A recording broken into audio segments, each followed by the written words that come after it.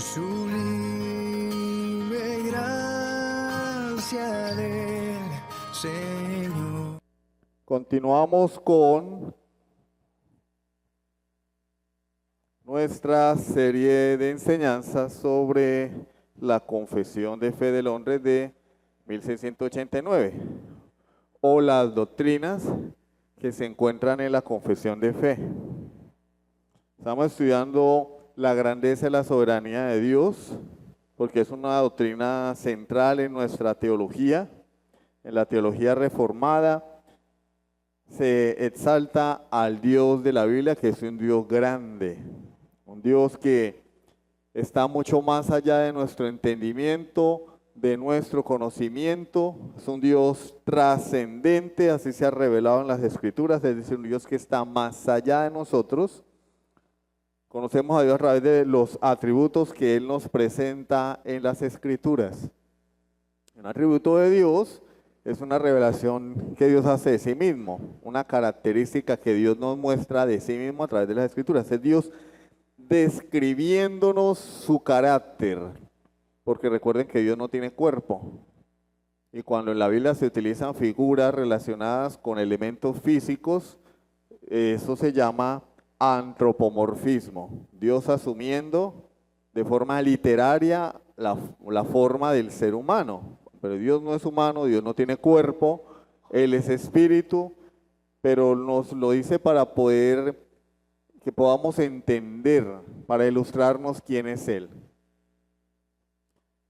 Entonces, estábamos hablando en Isaías 40 de la grandeza y la soberanía de Dios. Nuestro Dios es un Dios supremo, que está por encima de todas las cosas. Este texto, si bien habla de manera explícita de la grandeza de Dios, del poder de Dios, también nos habla de su santidad. Versículos como, por favor, vamos a Isaías 40. Versículo 18, ¿a qué pues haréis semejante a Dios o qué imagen le compondréis? 25, ¿a qué pues me haréis semejante o me compararéis? Dice el Señor. Mira que el Señor dice que no hay alguna imagen que pueda representar lo que Dios es y no hay absolutamente nada que pueda compararse siquiera con Dios. No es solamente que es que Dios no es como nosotros, es que no es comparable con nada. Por eso esas explicaciones tradicionales sobre la naturaleza trinitaria de Dios son erróneas, porque nos dice Dios es como el huevo. Eso es horrible. Nos lo enseñaron de chiquitos, nos lo enseñaron en la adolescencia y nos lo siguen enseñando hoy. Dios es como el huevo, Dios es como el agua. Yo como sé que hay prejuicios teológicos y nos apegamos y nos aferramos a lo que nos enseñaron, pero es un gravísimo error. Decir que Dios es como el huevo, pues primero es una ofensa, ¿no? A Dios. Decir que Dios es como el agua es modalismo. Esa explicación sirve para los Jesusolos, la Iglesia Pentecostal Unida, o los sabelianos, que es exactamente lo mismo, los descendientes de Sabelio, que es quien propuso esta doctrina de el modalismo, o monarquismo modalista, o monarquismo sabeliano. Yo tengo un vaso de agua, bueno, o tenía un vaso, tengo un vaso con agua y tengo, pongámosle un nombre al agua que tiene ahí, Juanito. Tengo a Juanito y después meto en la nevera a Juanito y Juanito se vuelve sólido, ¿sí? Se congela y se vuelve sólido. Y después saco a Juanito de la nevera, lo vierto sobre una olla, lo pongo a hervir y Juanito, que antes era agua, después se fue, cambió de estado a sólido y ahora a través el proceso de hervir el agua, Se alcanza su punto de ebullición y comienza a evaporarse.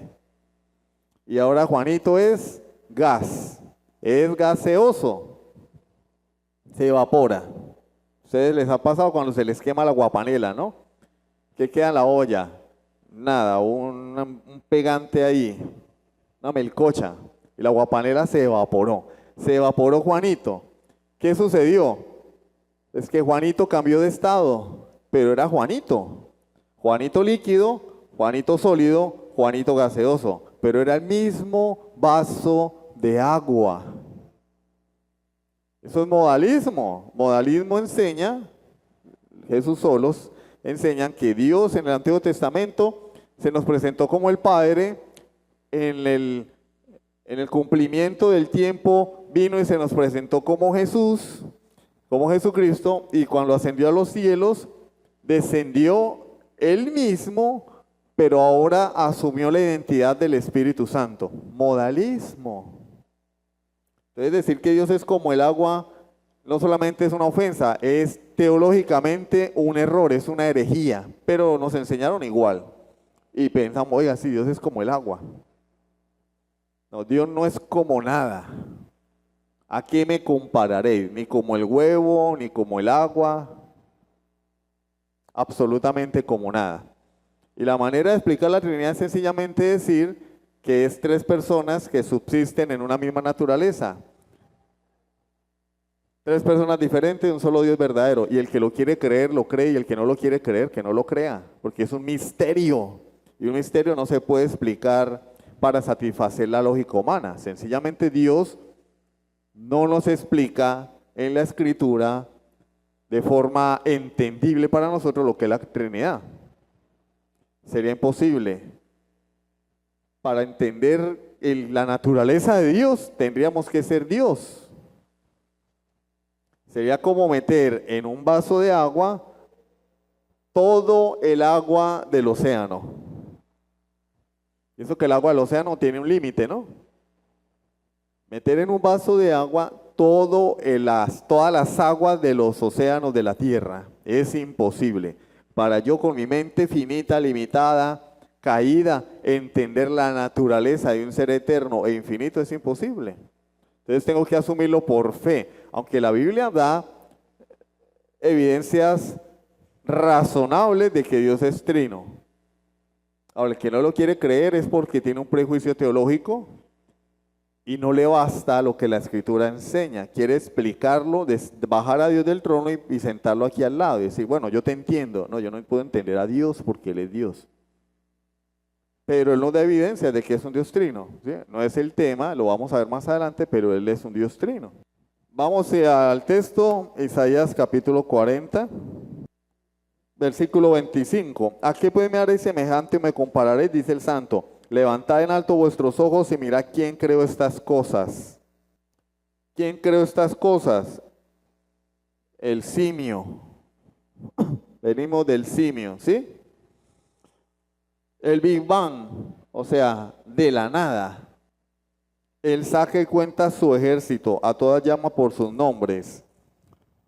¿Quién está hablando allá de las estrellas? Porque él está diciendo, miren hacia arriba, levantad en alto vuestros ojos. ¿Quién creó estas cosas? Ninguna faltará, tal es la grandeza de su fuerza y el poder de su dominio.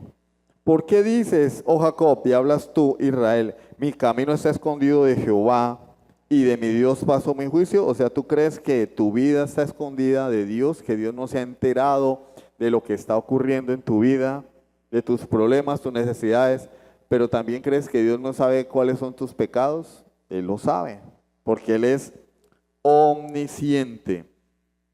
Versículo 29, Él da esfuerzo al cansado y multiplica las fuerzas al que no tiene ningunas. Por favor, vamos al texto que está allí, Proverbios 21:1. Está después de los Salmos, Proverbios 21:1. Como los repartimientos de las aguas, así está el corazón del rey en la mano de Jehová. A todo lo que quiere lo inclina.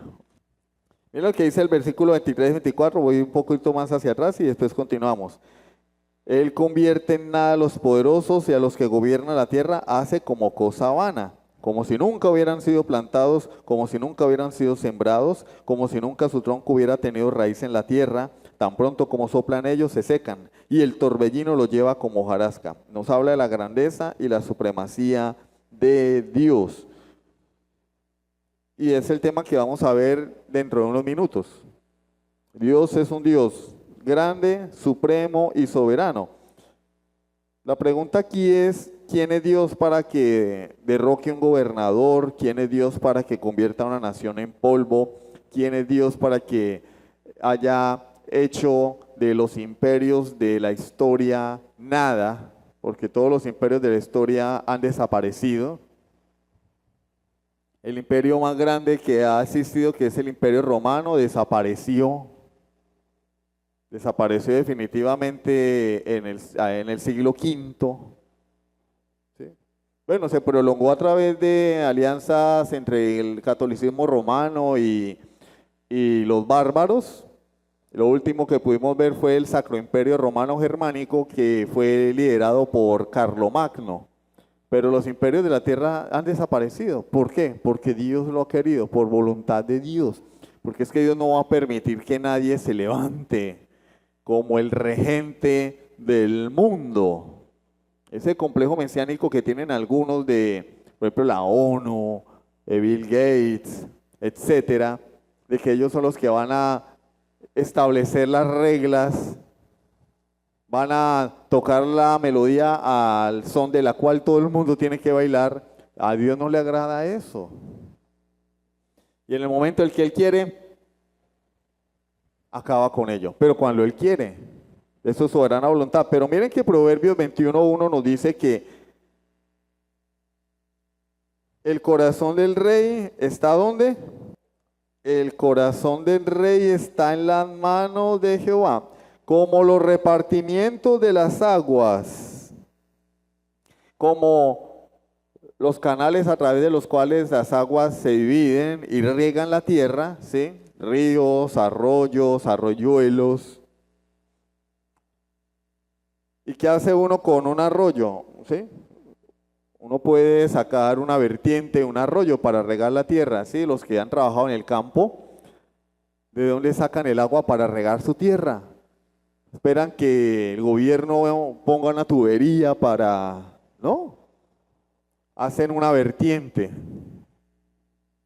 ¿sí? Hacen un senderito para que se desvíe un poquito del cauce del río o del arroyo para regar sus tierras.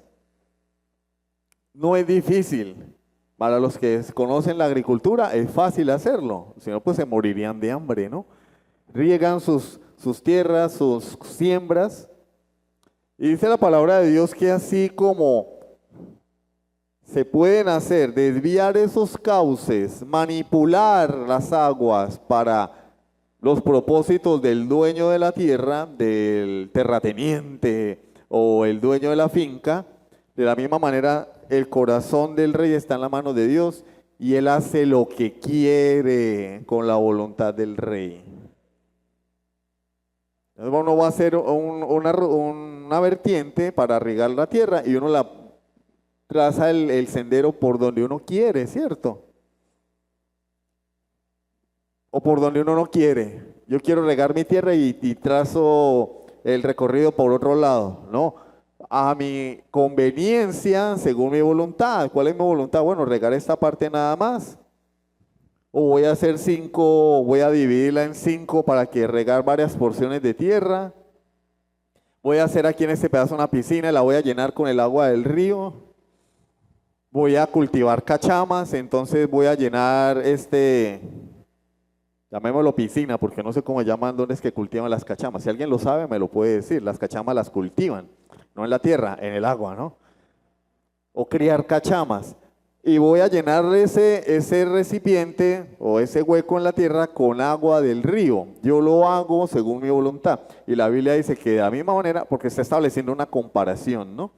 De la misma manera que yo puedo hacer eso con el agua, Dios puede inclinar la voluntad del rey. ¿Cómo? Léanlo, por favor, hermanos, porque yo sé que puede haber alguien con prejuicios respecto a eso, pero es que no podemos negarlo. A todo lo que quiere, lo inclina. El corazón del rey está en las manos de Dios y el rey hace lo que Dios quiere que haga. ¿Qué termina haciendo el hombre? La voluntad de Dios. Punto. O habrá que alguien, como dice Lamentaciones capítulo 3, habrá alguien que diga que sucedió algo que Dios no mandó. Una pregunta retórica. O sea, la respuesta es obvia, ¿no? ¿Habrá alguien que diga que sucedió algo que Dios no mandó? Este gobierno está en el poder porque se rebeló contra la voluntad de Dios. No, está porque Dios quiere. Punto. Pero es una injusticia porque ganó el otro. De malas. Está el que Dios quiere. Ah, me está ofendiendo porque yo soy del otro partido. No, es que aquí no está cuestión de partidos, hermano. Acá es cuestión de la voluntad de Dios. Sucede lo que Dios quiere. ¿Y por qué el mundo está corriendo como loco? Porque esta semana Trump puso aranceles sobre las naciones. Porque Dios quiso. Punto. Porque si Dios no quisiera y alguien lo hiciera, pues que ese Dios no vale la pena. Es un Dios que no vale la pena. No vale la pena creer en un Dios que no controla el universo. ¿Cómo puede ese Dios garantizarme la salvación? Ese es el Dios de los arminianos. El Dios de los arminianos es aquel que dice, cree en Jesucristo, el que oye mi palabra y cree el que me envió, tiene vida eterna. Y no vendrá condenación, mas ha pasado muerte. Mire que esto es una promesa de Dios, hermano. Esto es una promesa de Dios, Juan 5:24. Yo creo en Cristo. Tengo vida eterna porque Jesús lo dice, pero después peco y pierdo mi salvación. Y muero en esa condición y me voy para el infierno. Entonces, ¿qué prometió Jesús? ¿Qué dijo Jesús? ¿Dios pudo asegurar mi salvación? No. Satanás lo arrebató de manos de Dios. Se descarrió. Y entonces Juan capítulo 10 nos dice, nadie puede arrebatar mis ovejas de mi mano porque Dios me las dio. Pero nosotros decimos, yendo contra lo que la Biblia dice, que una oveja de Dios se puede perder. No, pero es que mire, lleva 10 años en la iglesia y se fue para el mundo. Nunca fue salvo. Es que en qué parte de la Biblia dice que todos los que están en la congregación son salvos. Que todos los que dicen ser creyentes son salvos. No. En la iglesia hay falsos creyentes. Salieron de nosotros, pero no eran de nosotros, dice Juan en su primera carta. Pero nosotros, yendo contra lo que la Biblia dice, afirmamos que todos los que están acá son creyentes, pero el día que uno de ustedes se vaya para el mundo y muestre realmente lo que es que perdió la salvación. Qué lógica tan pobre. No es que perdió la salvación, jamás fue salvo, hermano. Así como en la nación de Israel había no creyentes, y muchos murieron, en la iglesia hay no creyentes.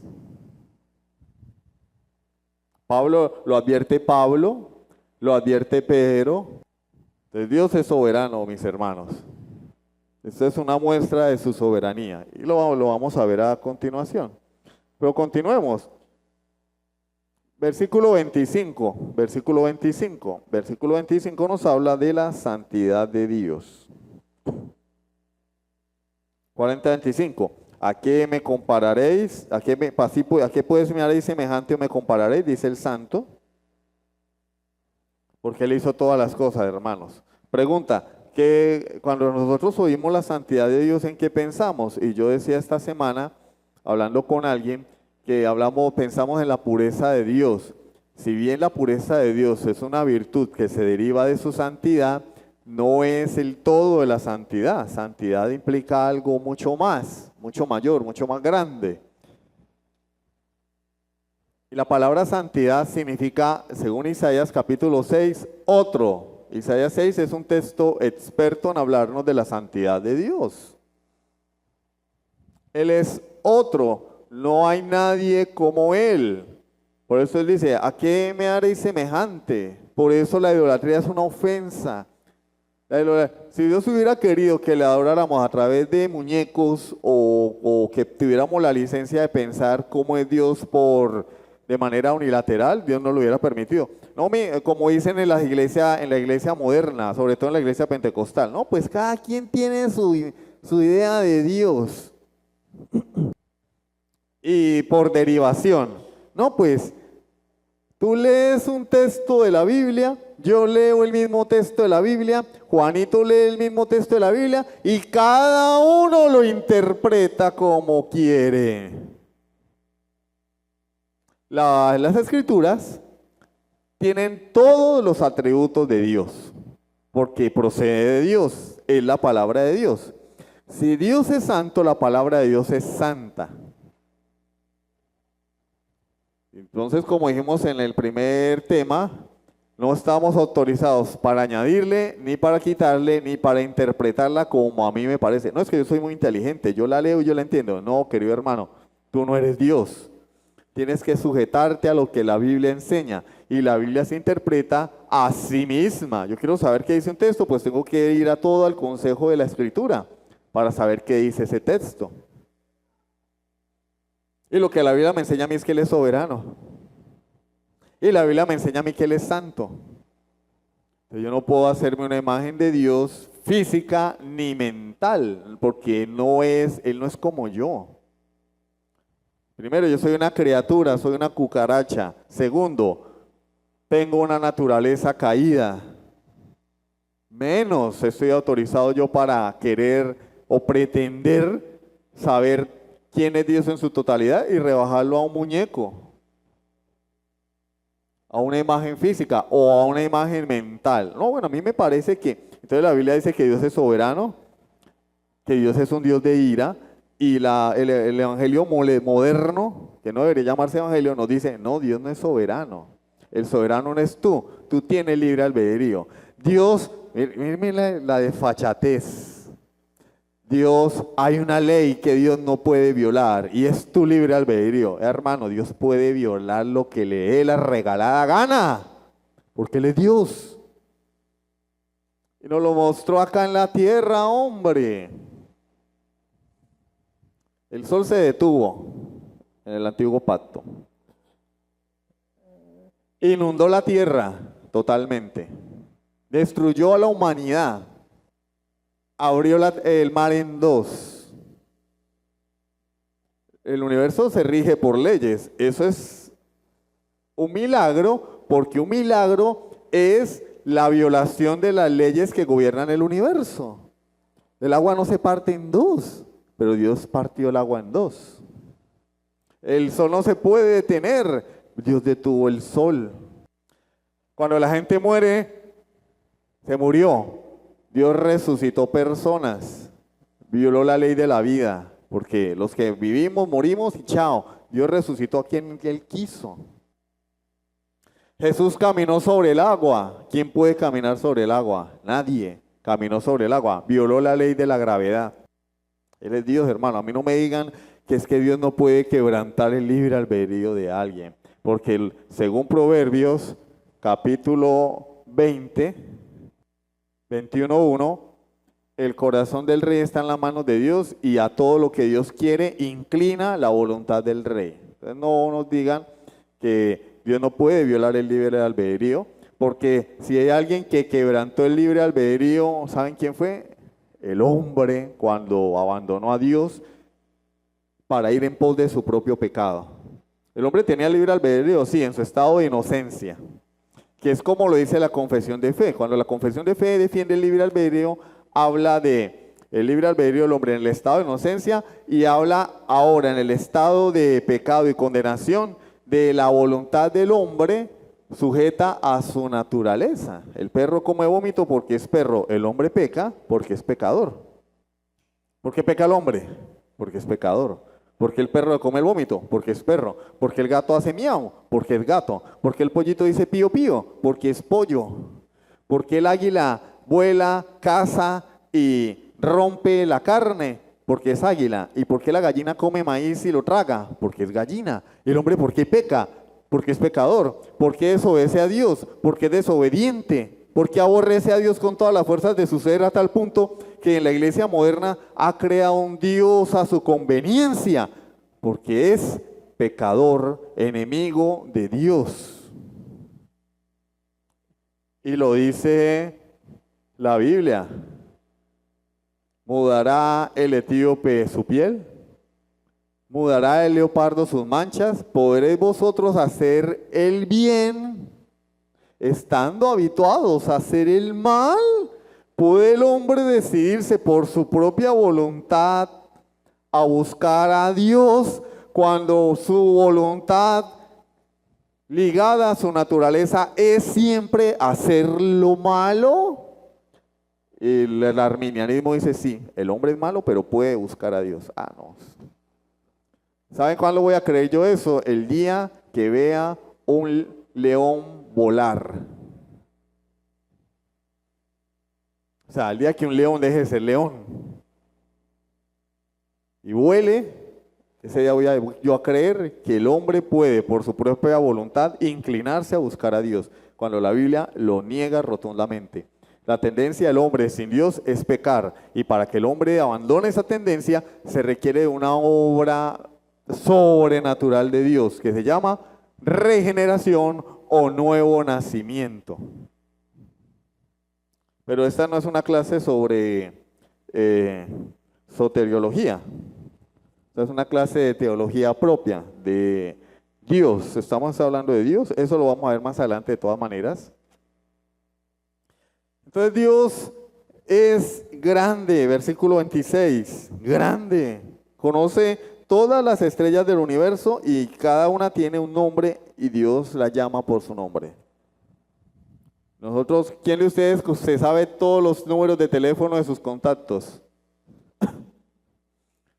Ya como está la tecnología, uno ya ni se sabe el número de la mamá. ¿No? Antes uno tenía que aprendérselos de memoria, ¿no?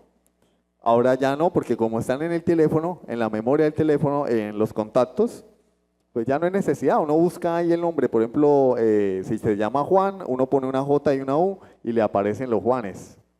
No Juan es el cantante, sino los diferentes Juan que uno tiene y uno le da al que quiere llamar, al que le quiere escribir. Nuestra memoria es limitada y perezosa, pero Dios conoce los miles de millones de estrellas que hay en el universo, y dice la Escritura en forma metafórica que a cada una la llama por su nombre. Esa es la grandeza de nuestro Señor.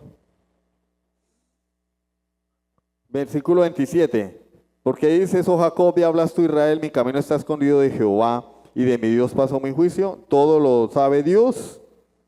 Esa es la omnisciencia de Dios. No solamente que Él sabe todas las cosas, sino que las sabe en todo tiempo y de forma simultánea.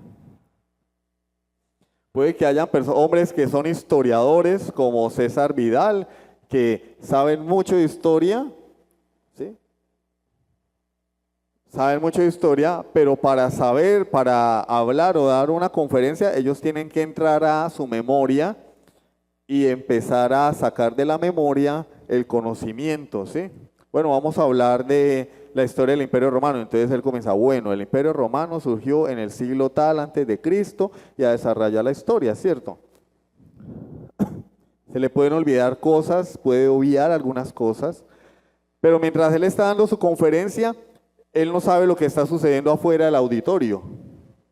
No lo sabe.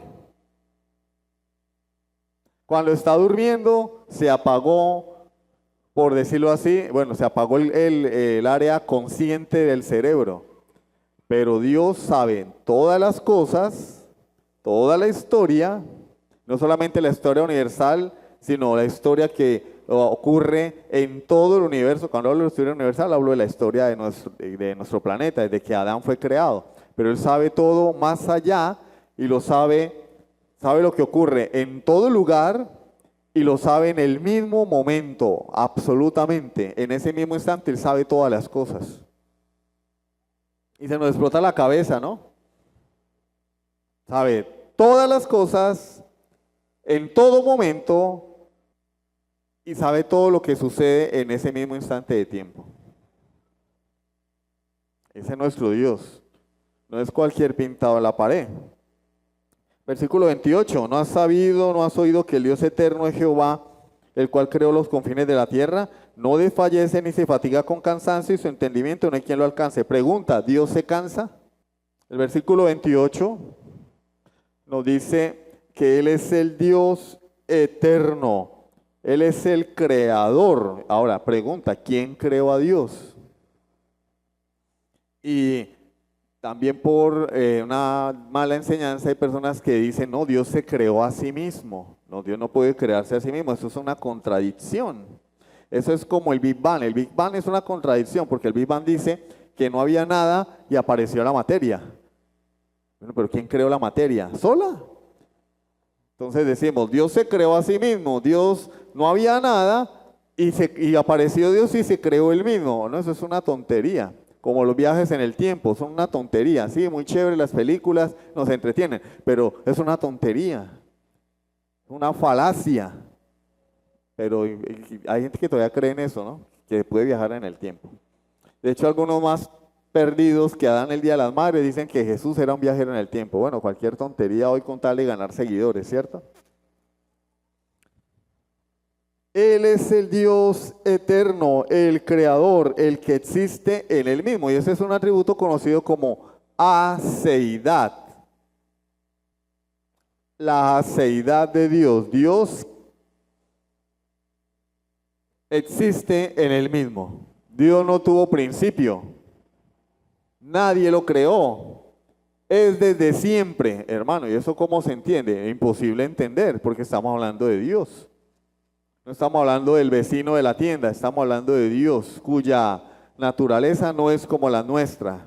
Entonces, por eso es imposible entenderlo, pero la Biblia dice, Él es el eterno, el principio y el fin, el alfa y el omega, el primero y el último. Y cuando dice eso, lo que está diciendo es que antes de la creación, Él ya era.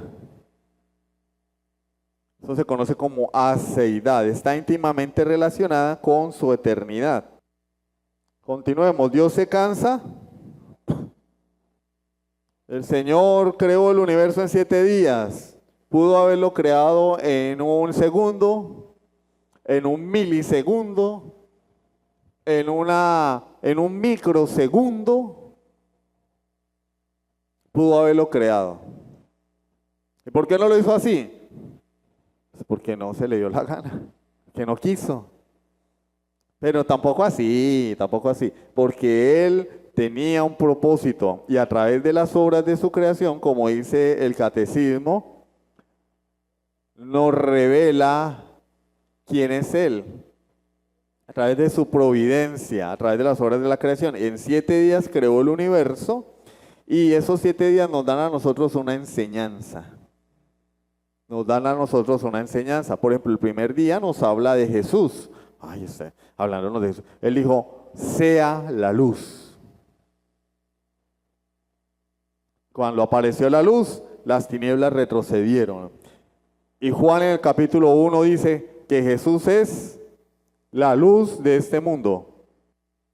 Primera de Juan también nos dice que Dios es luz. Hermano, usted está alegorizando el texto. No, alegorizando el texto es cuando uno empieza a inventar burradas no. Uno empieza a inventar cosas sin sentido y dice que yo soy David y que Goliat son mis problemas económicos. Eso es una tontería. Pero cuando yo interpreto la Biblia con la Biblia y yo veo que Génesis 1 concuerda con Juan capítulo 1, porque Juan capítulo 1 está hablando de el Hijo como Dios y habla de la creación. Y voy a primera carta de Juan y también nos habla de la creación, entonces yo tengo que sacar una conclusión. Juan me está explicando lo que sucedió en la creación. Entonces no es alegorizar, es interpretar la Biblia con la misma Biblia. La Biblia dice que Jesús es la luz del mundo, que Jesús es la luz que vino a destruir las tinieblas del pecado. La Biblia compara el pecado y la maldad con las tinieblas, con la oscuridad. Entonces, ¿qué yo veo en Génesis 1:1? Que Dios a través de la creación de la luz me estaba mostrando cómo la verdadera luz iba a venir a este mundo a deshacer las tinieblas. Y así sucesivamente. No le voy a explicar toda la creación porque no es el punto. Y hay que dejar para después, ¿no? Hay que dejar para más tarde, ¿no? No se les puede dar toda la comida de una sola, entonces hay que dejarlos allí.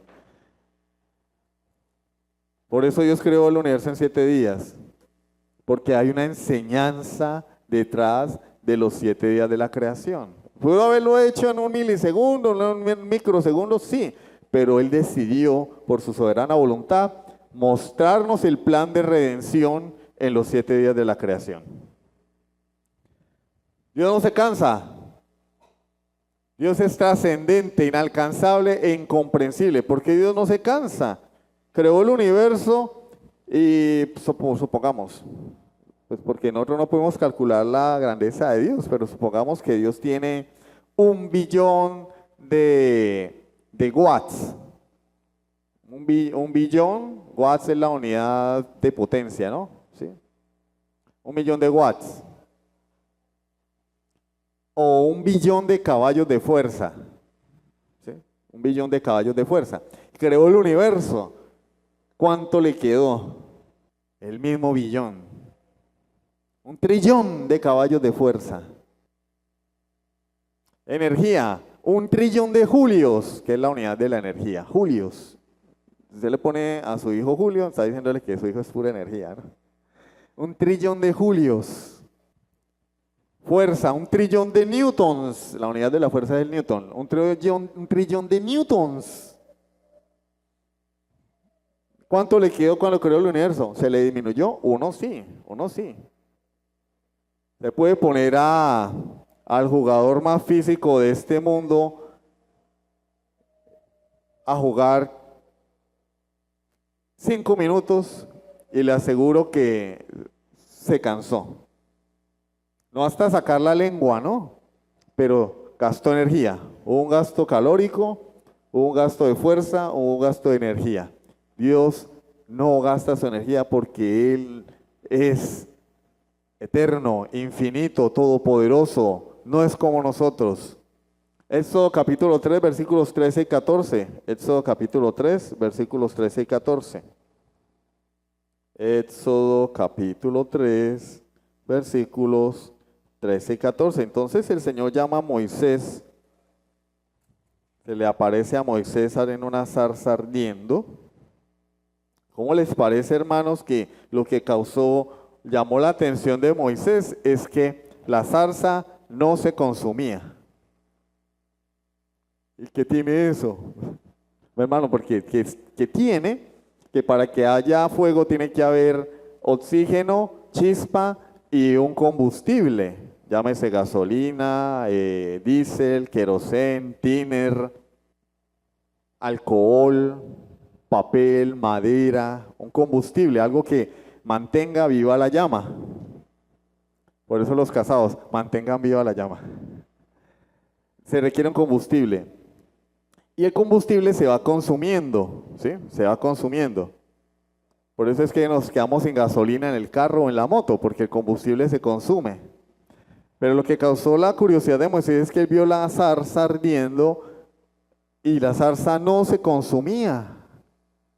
Era un fuego sobrenatural, un fuego milagroso. La zarza no se consumía, no se quemaba. Y entonces le dice, uy, pero esa zarza no se... Ahí, dele. Y se fue a mirar allá.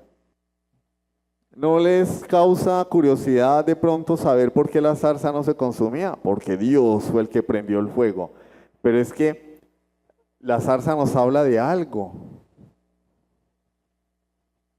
La zarza nos habla de algo. La zarza no se consumía. Nadie prendió la zarza. No fue que Jetro dijo, le voy a jugar una broma a Moisés.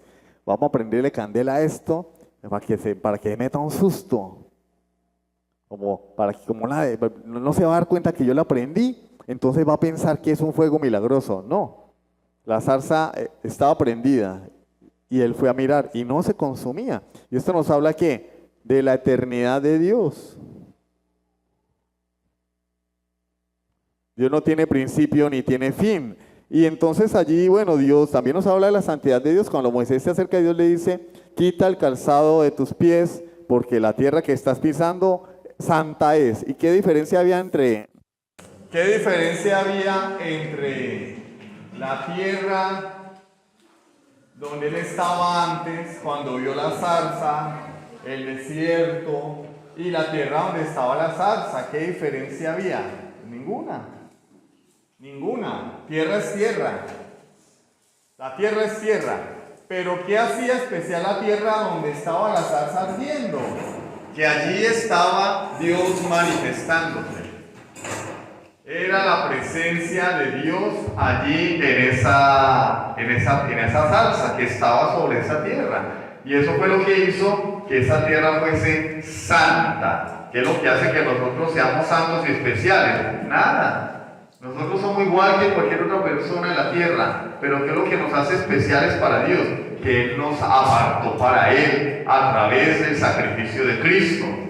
Nos santificó, nos compró. Ahora somos suyos. Y eso es lo que nos hace especiales. Es decir, lo que marca la diferencia en la vida de una persona es Cristo. Si está Cristo, somos especiales, somos santos, somos valiosos. Si no está Cristo, no somos nada, somos unas cucarachas. Y Dios se le revela a Moisés cuando Moisés le pregunta: ¿cuál es tu nombre? Dime tu nombre. Y él le dice: yo soy. Así le dirás a Israel: yo soy, te envió. Y Moisés como que hizo: ¿qué es? Yo soy. Dime tu nombre. Yo soy el que soy. No pregunte bobadas. Yo soy el que soy. Pero yo soy no es un nombre. Yo soy es un verbo. Cuando nosotros, miren, pues cuando Dios creó a Adán, le puso la tarea, bueno, lo puso a señorear la tierra, ¿sí? Fructificado y multiplicado, llenar la tierra y sojuzgarla. Y una de las labores de Adán era ponerle nombre a los animales. ¿Quiénes le ponen nombre a las personas? ¿Los hijos a los padres o los padres a los hijos? ¿Por qué? Porque si yo tengo un hijo, si mi esposa está embarazada, yo tengo la facultad de ponerle nombre a ese bebé. ¿Por qué? ¿Por qué? Porque yo soy superior a él. En una época donde todos somos iguales y la democracia y todas las bobadas. No, hay personas que tienen honra, dignidad por encima de otras. O sea, somos delante de Dios, somos iguales, pero tenemos diferencias. Los padres le ponen nombre a los hijos porque son superiores a ellos y tienen autoridad sobre ellos. Y los hijos vienen al mundo y tienen que obedecer a los papás, porque dependen de ellos, están sujetos a ellos. Cuando una persona le pone nombre a otra, está ejerciendo señorío y control sobre esa otra persona, o sobre aquello sobre lo cual pone el nombre. Pero Dios no permitió que nadie le pusiera nombre. Él no permitió que nadie le pusiera nombre. Ni se reveló con un nombre. Dijo: yo soy. Yo soy. Y no dijo: bueno, Moisés, para que tú me entiendas, te voy a explicar. Yo soy como el huevo. Yo soy como el agua. No, yo soy. Punto. Yo soy el que soy. Si no te gusta, de malas. Yo soy. Y yo soy es el verbo ser conjugado en el tiempo presente. Yo soy. ¿Y de qué nos habla yo soy? Nos habla de un eterno presente. Dios es eterno. Para Él no existe el tiempo como para nosotros. Dios vive en un eterno presente. Para Dios el pasado, el presente y el futuro son absolutamente lo mismo. Yo soy. No es yo era y yo seré. Yo soy el inmutable, el que no cambia. El que no solamente no cambia, sino que no puede cambiar. La inmutabilidad no quiere decir que Dios no cambia. Porque entonces entraría también allí la posibilidad de que, bueno, ¿y si Dios quisiera cambiar, podría hacerlo? La respuesta es no, es que Dios los ejemplos nuestros, ¿no? O sea, con nuestra mente limitada y que a veces pretendemos ser sabios, ¿Dios podría cambiar? No, así. Y si Él quisiera, no. Así Dios quisiera, no podría cambiar. El apóstol Pablo dice, Él no puede negarse a sí mismo. Y si Dios quisiera pecar, Dios no puede pecar. Y si Dios quisiera decir mentiras, Él no puede decir mentiras. Dios puede crear una piedra tan grande que Él no la pueda mover. Eso se llama preguntas tontas. Porque es un absurdo. Va en contra de la lógica. Nuestro Dios es un Dios lógico. Se reveló de forma entendible a nosotros. Entonces no tenemos que hacer preguntas bobas.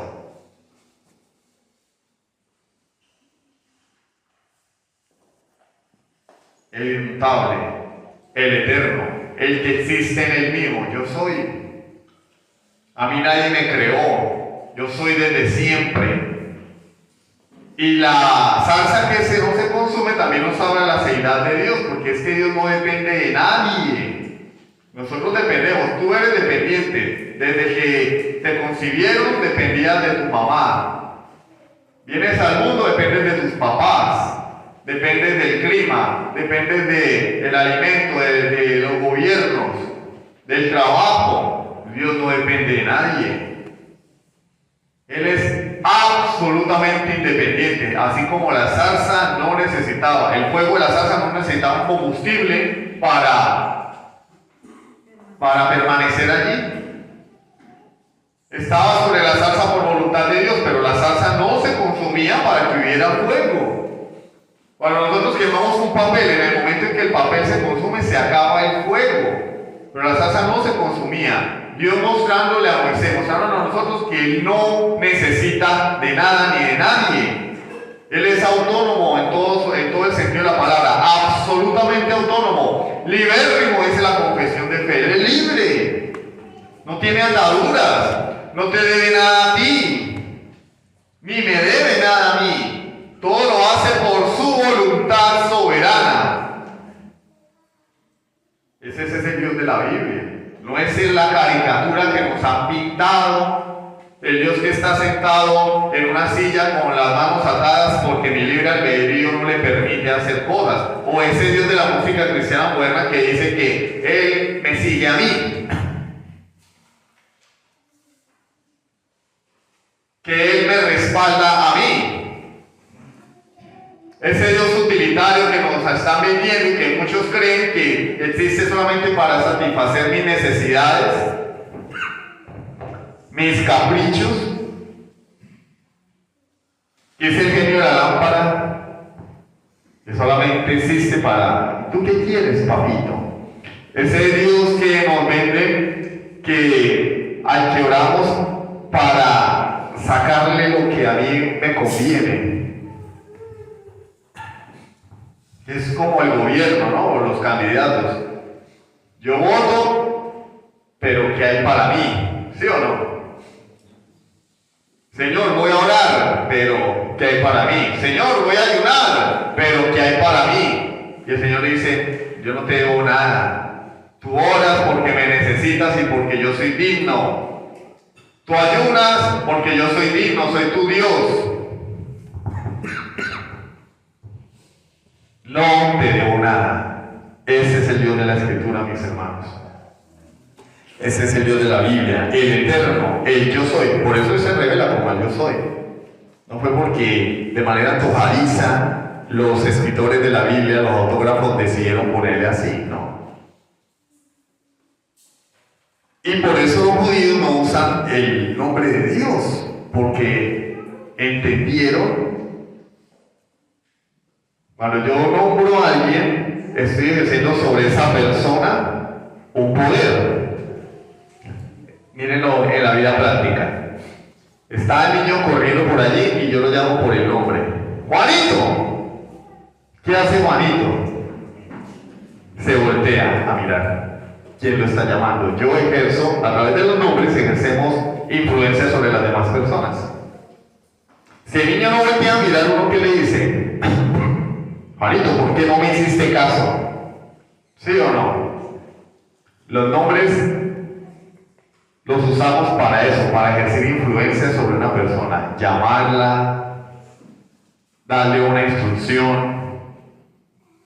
Pero Dios no tiene nombre porque no hay nadie que pueda influenciarlo a Él. Nadie. Él hace su voluntad en el ejército de los cielos y en los habitantes de la tierra, y no hay quien detenga su mano y le diga, ¿qué haces? Daniel 4:35. No hay quien detenga su mano, y tampoco hay quien mueva la mano de Dios. Bueno, nos enseñaron que si aguantábamos hambre, la mano de Dios se iba a mover. Pero la Biblia no enseña eso, hermanos. La Biblia no enseña eso por ninguna parte. Él es el eterno y el gran yo soy. Amén. Vamos a llegar hasta ahí por hoy. Continuamos la semana que viene, si Dios lo permite. Vamos a orar para entrar en el receso. Su